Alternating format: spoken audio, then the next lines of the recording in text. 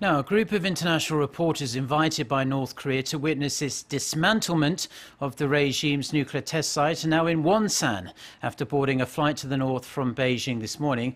Unable to get visitors from the north, 8 South Korean reporters were left behind. Lee-ji-won with more.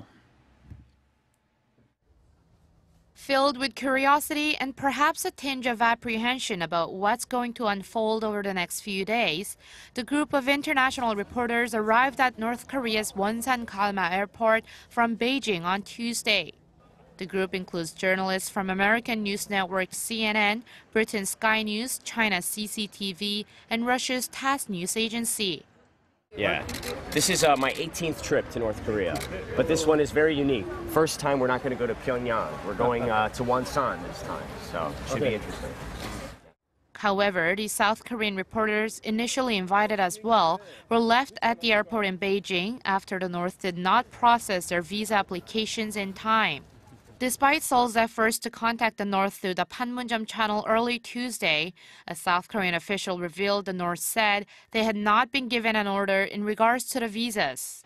In a statement Tuesday, Seoul's Unification Minister Jo Myung-kyun said he felt sorry the South Korean reporters couldn't travel to the North despite Pyongyang's initial invitation. Even so, the South Korean minister said Seoul sees the dismantlement of the Punggye-ri nuclear test site as part of the North's efforts to denuclearize, and that he hopes it could lead to a successful Pyongyang-Washington summit next month.